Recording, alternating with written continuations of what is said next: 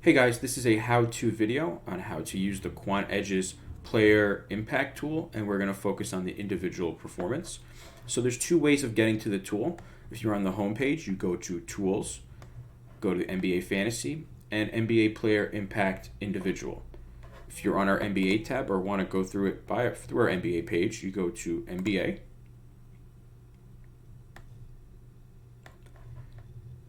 Then you go to Tools again, and it's right here, NBA Player Impact Individual. Now this is a really important tool. It's an injury tool, and with the NBA, there's so many injuries and rests. You want to know how a player's teammates perform when they're off the court, and this is exactly what this shows you. So the tool auto-populates to the Rockets. I'm going to use the Pelicans because the Pelicans are a really good example tonight with Anthony Davis, Nikola Mirotic, and Julius Randle all out. So we want to change our team. We go to New Orleans. And as the tool loads, we want to take out Etuan Moore. Now we can select only one player or up to 3 players to remove from the table. First, we'll start with just Anthony Davis. And these are how the Pelicans perform when Anthony Davis is off the court. Now, because all 3 are off the court, let's use all 3 to get a better understanding of how the Pelicans perform with these 3 off the court. So we break this down in a lot of different ways. First, I'll go over the columns, the stat columns. So obviously here's the player's name. Points, rebounds, assists, steals, blocks, field goal made, field goals attempted, 3-pointers made, 3-pointers attempted, turnovers, true shooting percentage, FanDuel points, DraftKings points, and of course, the always coveted usage. And to further break down these players' stats, we can select a date range. So we're on year to date right now.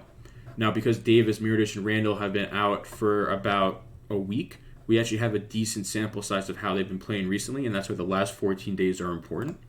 This way we get a real good look at how Jahlil Okafor, for example, has been playing recently. And if you want to extend that to the last 30 days, we can do so too. Now we can change how we want to show our stats. We can do it from a per minute standpoint, a per 36 minute standpoint, or just a raw total of what they've done. And the total includes the sample size. So these are the total minutes these players have played with these 3 off the court. Now we also have 3 different tables we can pick. We can go in, and this will show how the team performs when Davis, Mirotic, and Randle are on the court. Out, which is what we're looking for, and the differential, which will really show you who improves and who doesn't improve when these 3 are off the court. And one other small caveat that I really like that's important and it's relevant to the Pelicans tonight is you can change this to games on a second of a back-to-back to go one step a little further. And so these are how the Pelicans perform when these 3 players are off the court on the second of a back-to-back. Let's go back to all. And now my favorite use of the tool is from a per minute standpoint. And I usually start off on out just to see how these players produce per minute with these players off the court. And so Drew Holiday averages 1.46 FanDuel points per minute and 1.45 DraftKings point per minute when Davis, Mirotic, and Randle are off the court. We'll check that on a second of a back-to-back. And Holiday actually improves a little bit. Now let's go back to all. And here's the differential table of the Pelicans when Davis, Mirotic, and Randle are off the court. And so I will sort by name. And let's go back to Drew Holiday.